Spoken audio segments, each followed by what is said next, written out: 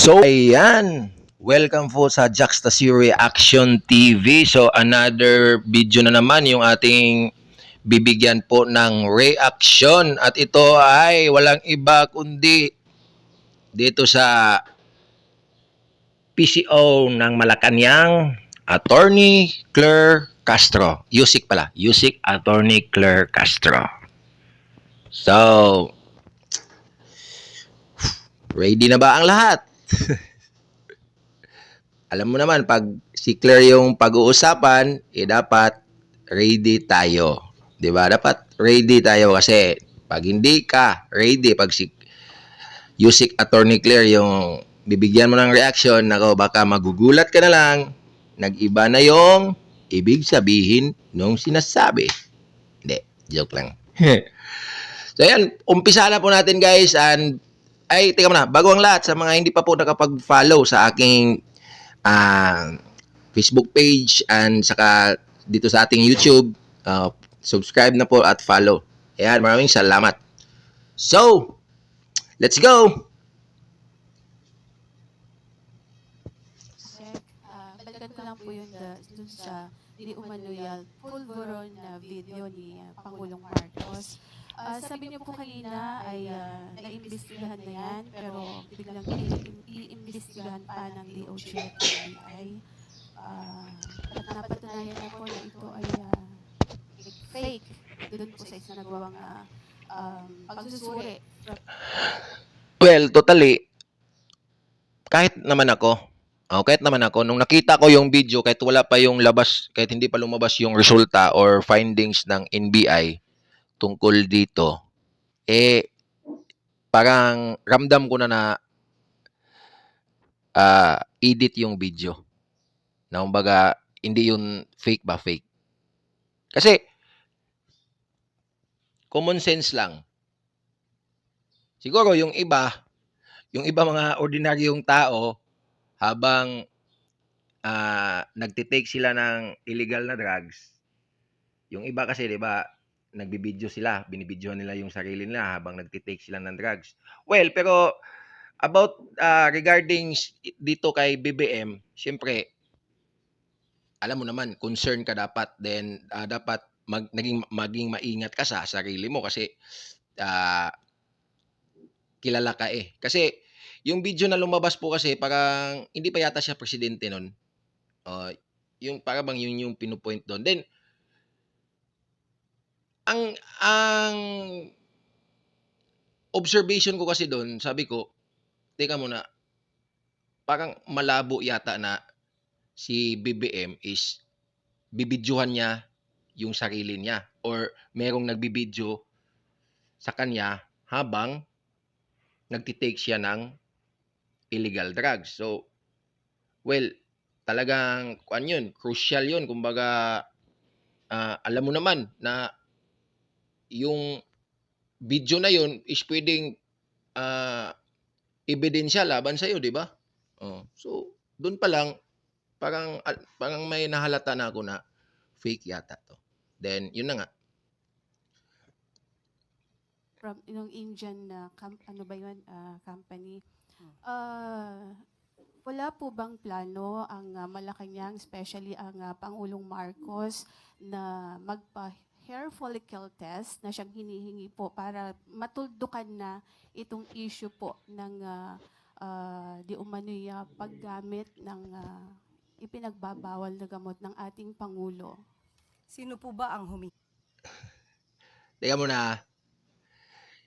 Ito, ako muna sasagot, Attorney Claire.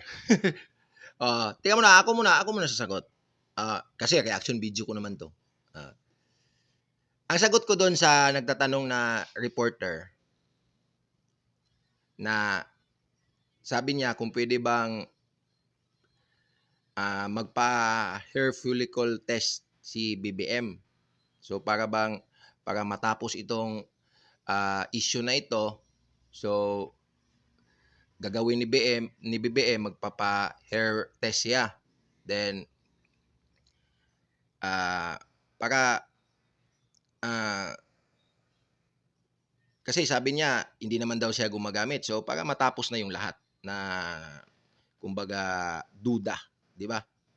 So yun naman talaga yung the best thing na gagawin ni BBM. Ikaso kasi hindi totally hindi naman ibig sabihin na hindi ka pumapayag sa hamon na hinamon ka na magpa-test ka, hindi naman ibig po sabihin guilty, hindi naman po ibig sabihin na gumagamit na agad. Siyempre, yung reaction ng mga taong bayan, lalo na yung mga gusto na magpa-hair test siya, siyempre, yung umayaw siya, so, yung iniisip nila, mas nagdududa sila kasi bakit ayaw niya magpa-hair test. Pero isipin niyo po is hindi naman po ito yung trabaho ng Pangulo na magpa-hair test siya at i-prove na hindi siya gumagamit ng bawal na gamot. 'Di ba? Kasi yun na nga, about kasi ganito guys, ang masasabi ko kasi dito, parang kung ito yung ipipilit na ipupush na issue laban kay Marcos, kung ito yung ipipilit, wala pong patutunguhan ang issue na ito. Kasi katulad ngayon, so kumbaga aware na si Marcos na talagang itong issue na ito tungkol dito sa hair test is parang pinupush ng mga DDS na talagang pinipilit talaga siya na magpa-hair test. Pero yun na nga, nakapaghanda na si Marcos, siyempre kahit naman ako, bakit ako gagawa ng bagay na pwedeng maging laban sa akin. Pero hindi naman ako nagsabi na kumbaga positive yung result. Pero bakit ko susundin ang hamon nila na totally hindi naman ito pwede ka namang umayaw dito kasi wala namang sa batas na pag umayaw ka sa hamon na ito, pwede kang makulong, pwede kang ma-impeach, wala naman. So, ito ay walang pilitan. Pero yun nga, yung duda nandun. Pero kahit na, alam mo, kahit 1 million times ka pa magduda, ang tanong ko sa'yo, anong magagawa mo? Kahit 1 million times ka pang magsigaw-sigaw dyan na bangag, bangag, anong magagawa mo? Di ba wala? Useless. Walang-wala. Wala ka pa ring magawa dun. Kasi nga, wala tayong wala kayong hinahawakan na matibay na ebidensya tungkol dito sa issue na to. 'Di ba? Kung ebidensya din hahanapin nyo dito, malamang mahihirapan talaga kayo. Kaya nga lumabas yung fake na pulburon video, 'di ba? Kasi yun yung parang siniset up ninyo na ito ay gagawing ebidensya laban doon. Pero yun na nga, hindi kasi nag-success yung pulburon video. Kumbaga, ang dali nitong na-debunk, then yun, kinonfirm ng NBI na fake talaga yung video. So, edited. So, wala na tayong magagawa doon. Tapos, pinipilit pa din natin. Nagsasayang lang po tayo ng panahon. So, pakinggan mo na natin dito si Claire. Si Attorney Claire pa. Hingi. Marami po sa ating mga kababayan ang sa social media na nagre-react dito po sa ipinapalabas na video na ito. Actually, parang na-die down na po ito. Pero, before ma'am, the hindi ibig sabihin maraming nag-react, ma'am, is mapipilitan yung presidente. Nung ginagawang investigasyon mismo ng Kongreso, ng Kamara. Kaya po muling lumabas itong video. Pero yun na nga, hindi naman ibig sabihin na sinabi ko na nga, kahit 1 million pa yun, kahit lahat pa ng tao yan na gustong magpa-hair test yung presidente, hindi nyo naman talaga mapipilit. Kasi, pwede naman siyang mag-yes or mag-no doon sa gusto nyong ipagawa sa kanyang hamon. Di ba? Na ito. And sabi nga po nung vlogger na si Miss Pebbles Cunanan ay si Attorney Harry Roque, yung mastermind ano po, nitong video. Pero inamin naman ni Miss Maharlika, yung another vlogger, na parang siya yung nagbigay lang kay Attorney Roque. Kaya ang tanong ko po, sabi niyo sa social media hinihingi. Sino po in particular ang masasabi niyo sa akin na humihingi ng ganitong klaseng pag-test? Yusik Attorney Claire naman. Grabe. Particular talaga kung sino talaga. So, ang tanong mo is, dapat may pangalan. Di ba? Yung mga taong bayan nga, hindi, pwede namang hindi mo sabing particularly talaga na, sino pangalan nito, taga saan to. Sinabi mo particularly, siyempre, kailangan pa bang itanong natin kung sino? Basta, importante, hindi mga Amerikano, hindi ibang lahi. Alam mo yan, Attorney Claire, na ang naghahamon kay BBM na magpa-hair test ay ang mga Pilipino. Pero kung tatanungin mo sino, medyo pwede ding hindi sagutin ng reporter. Kagaya nung pwede hindi mo din sagutin.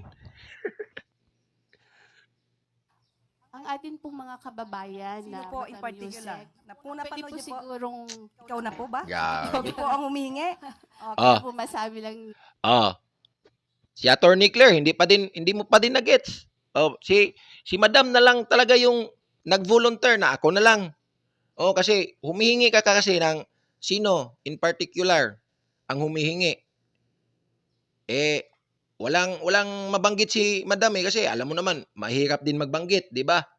O baka i-denied ka pa lang na hindi ko naman inutusan yan na sabihin yung pangalan ko. So, tama din yung sinabi dito ni Madam na, sige, ako na lang. Siya na lang yung nag-volunteer. Kasi nga, wala naman, hindi naman pwede namang hindi mo natanungin kung sino. Kasi, ang usapan lang dito, taong bayan. Kasi pag sinasabi mong sino, baka madami. Lagay natin, umabot ng milyon katao ang gustong nag-request. Ngayon, gustong bang ibigay ko sa iyo yung 1 million na pangalan ng tao, yung gustong magpa-hair test? Si BBM.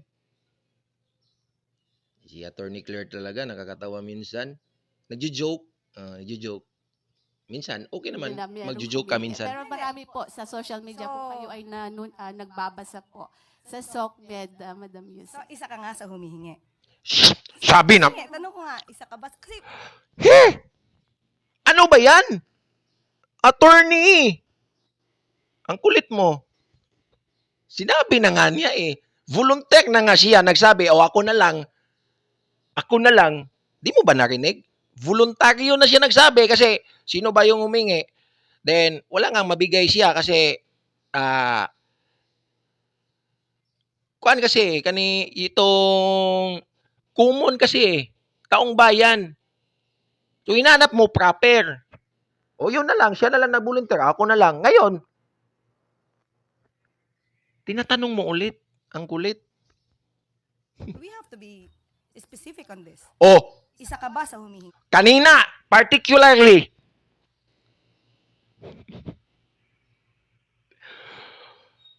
Grabe naman yung standard nito, Attorney Claire. Ang taas ng standard kanina, particularly. Ngayon, specific. Ano susunod? Mga kababayan po natin. Ka sa humihingi.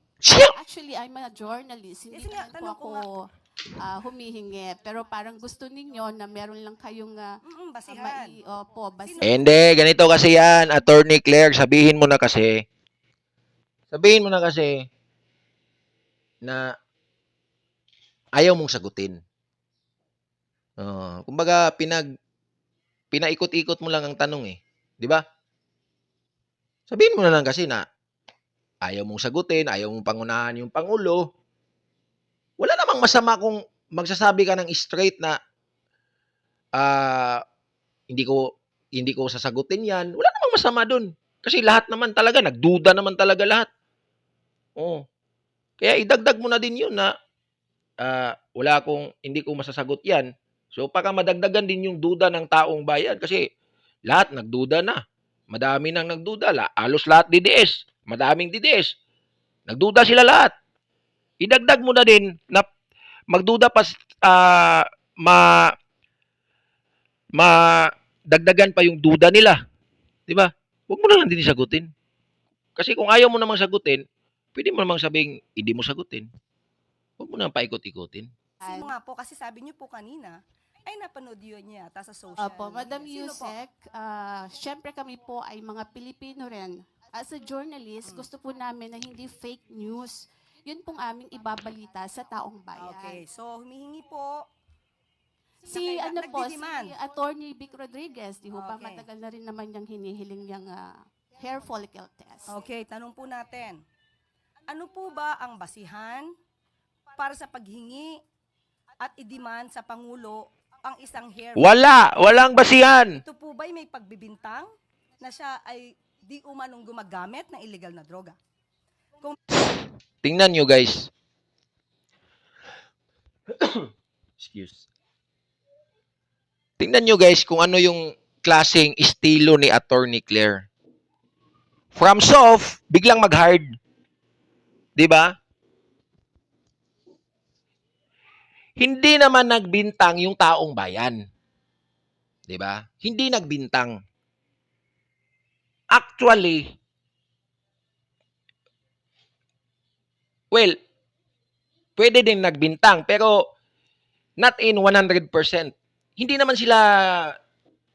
nila binibintangan si BBM. Kumbaga, gusto nilang maging malinaw kung ano ba talaga yung katotohanan. At para makuha yung malinaw na katotohanan, ito yung naisip nila na BBM, President, ganito na lang, bakit ganito na lang, magpa-hair follicle test ka po para kung ano man yung result, negative, wala nang marami pang usapan pa. Tapos yung issue. Ganun lang, hindi naman nagbibintang sila. Yung gusto lang nila is to clarify, confirm kung ano ba talaga yung totoo. Kasi nga, pag tinanong mo naman si BBM, magsasalita si BBM na ngingiti lang kasi siya. Di ba? Sasabihin siya, Mr. President, marami pong nagsabi kung gumagamit ba daw kayo ng illegal na drugs. Then, hindi niya sasagutin. Ngingiti lang siya. Ngingiti.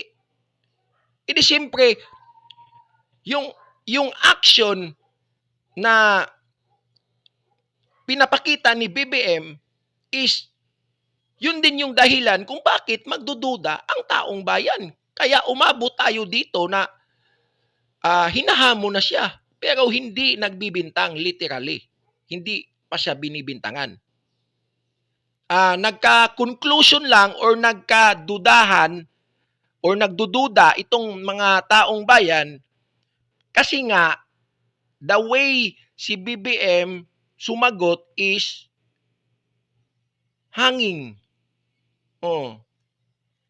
So ikaw ba naman sagutin ka ng ngiti lang, sabay ngiwi? Siyempre, magdududa ka, 'di ba? Pero hindi ka nagbibintang, duda lang. Iba po yung bintang kasi pag bintang, sure ka na. 'Di ba? Ito, pagbibintangan ko yung bata na yan kasi kitang-kita ko talaga. Pero yung duda ko, itong bata yata, yung duda ko yan, duda ko lang. Iba yung duda at bintang. Ganito kasi si Attorney Claire parang pinapainit niya yung issue. Imbis na yung issue is hindi iinit, pero ang ginagawa niya, pinapainit niya ito. May pagbibintang, liliwanagin po natin Kung may pagbibintang Wala nga. sa Pangulo, yung nagbibintang, Duda lang nga, ang duda. dapat na magpatunay. Ha? Kung may ginagamit man, Come on. Yung daw nagbibintang, sabi niya, yung daw nagbibintang, dapat daw may mapatunayan. Ngayon, iniba naman niya. Alam naman niya na walang nagbibintang. Pero ginamit niya yung salitang bintang para kasi maipasok niya itong patunayan niya. O ganun kasi style ni Atty. Claire. Dito ko to ihuhulog sa bintang. Ngayon, kung ikaw nagbibintang ka, patunayan mo. Tapos ang usapan. 'Di ba? Pero wala namang sinabing bintang. Iba yung bintang sa duda. Duda lang. Duda, kaya nga gusto ng taong bayan na mapa-hair follicle test si BBM kasi nga nagdududa ang karamihan kung totoo ba talaga yung issue na tungkol sa kanya. Ngayon, ikaw din, iniba mo din. Instead of duda, ang nararamdaman ng taong bayan, ang feeling nila, yung sa'yo is factual ka na agad. Bintang. Wala nga nagbibintang kasi pag nagbibintang ka kasi is para bang sure ka talaga. 'Di ba? Na gumagamit yang taong pinagbintangan mo. Ito bang naghahamon kay BBM na magpa-hair test? Sa palagay mo, sure ba sila na si BBM is gumagamit talaga? Common sense, hindi sila sure. 'Di ba? Kaya nga, hinahamon nila si BBM na magpa-hair test. Kasi, hindi naman sila sure. Duda lang sila. Pero hindi sila sure. Kasi kung gagamitin mo yung bintang, sure ka na talaga na gumagamit yung tao na yan. So kahit hindi yung tao, kahit hindi yun magpapa-hair follicle test, pero ikaw mismo, binibintangan mo na yon kasi nga, sure ka na gumagamit talaga kahit walang hair follicle test na yan. Sure ako na gumagamit yan. Yun yung bintang. Pero ang taong bayan, hindi naman bintang eh. Kasi nga, hindi sila sure. Duda pa lang. Kaya nga, gusto nila magpa-hair test para itong pagdududa na ito is matuldukan. Ay, naku, Atty. wala. Claire. Hindi po pwedeng gumawa ng kwento, walang basihan, isang guni-guni Ay, para masira ang Pangulo, naku naman. at walang basihan. Kahit saan po na kaso. Guni-guni. Kung sino yung nagbibintang, siya ang magbigay ng pruweba. Hindi nyo pwedeng sabihin na, ito, gumagamit ka. Patunayan mong hindi. So, yung mga opisyalis pala natin dito sa gobyerno, sa Pilipinas, is, bago tayo magbintang, dapat patunayan mo na doon sa nagbintang. 'Di ba? Dapat may ebidensya yung nagbintang. Pero hindi ba po pwedeng magduda, hindi ba po pwedeng duda muna bago bintang? Ang labo naman ni Atty. Claire.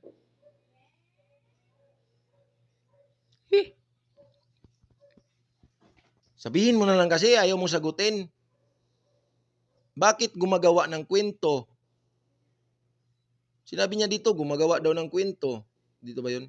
Nagbibintang, siya ang magbigay ng pruweba. Hindi nyo pwedeng sabihin, Ito. basihan. Kahit saan po na kaso. Kung sino yung nagbibintang, siya ang magbigay ng pruweba. Hindi nyo pwedeng sabihin na, Tingnan niyo. ito. 'Di ba gumagamit bintang ng yung patunayan. ginagamit niya? Hindi po yon ang tamang logic. Kayo po na nagbibintang. Ewan ko sa'yo. Sinabi mo pa yung tamang logic. Sa palagay mo, yung sagot mo na yan, ikaw yata yung nangangailangan ng logic eh. Wala namang sinabi yung reporter na may nagbibintang. Ang sinabi lang ng reporter ay hinamon. Iba yung bintang at iba din yung hinamon. Pag sinabi mong hinamon, ibig sabihin, hindi yun bintang. Kasi nga,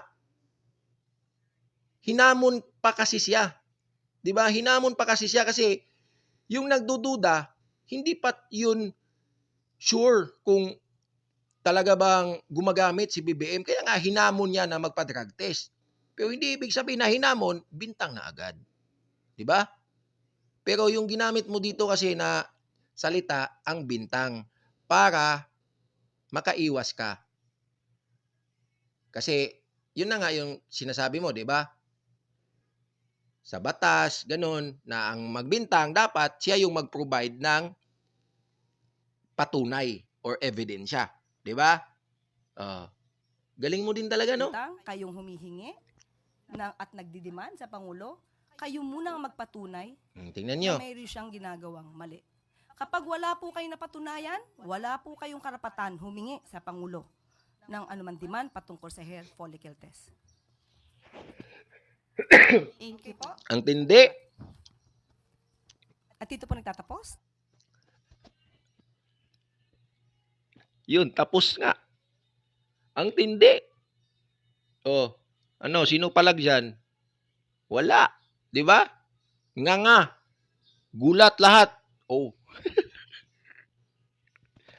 Ganyan po si Yusik Attorney Claire. Sayang yung pangalan, Claire pa naman sana. Yung spelling, parang, iwan ko lang kung, hindi, yung spelling, iba din kasi yung spelling niya nung Claire. Hindi yung Claire talaga na literal na klaro. Pero, yung sounds, o yung pagbigkas is same din. Sayang yung pangalan, Claire. Kaso malabo. Nalalabuan ako sa paliwanag ni PCO. Yusik, Attorney Claire Castro. Isipin mo. Hindi, alam niyo, napapansin niyo po nito kay attorney. Mahalata niyo po yan na pag tinatanong po siya tapos medyo wala po siyang sapat na sagot is nagko-construct po siya ng salita. Katulad ngayon, bintang daw. Pag hinamon ka ba ng isang tao na magpa-drug test ka, is pinagbintangan ka na ba agad na gumagamit ka talaga? Kasi yung salitang bintang kasi is yung paniniwala ng tao na nagbibintang sa'yo is sure na siya na gumagamit ka. Kahit hindi ka pa magpa-drug test dyan or magpa-hair test, hindi na niya kailangan yun na patunayan sa kanyang sarili, kundi alam na niya. Kasi nga, pinagbintangan ka na nga niya di ba? Pero yung mga taong naghahamon, nasa duda pa lang yun sila. Iba po yung duda at saka bintang. Di ba? Tingnan nyo, hilig po siyang kuan yung words. Para bang i-construct niya at ibahin niya yung dating. Para naman cut off na. Katulad dito, wala na, di ba? Attorney Claire. So ayun lang po guys. So hanggang dito lang po yung video. So yun lang po yung ating masasabi doon.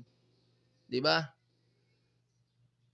So yun lang. So see you in next another reaction video guys. So wag po kalimutan paki-follow and subscribe my YouTube channel.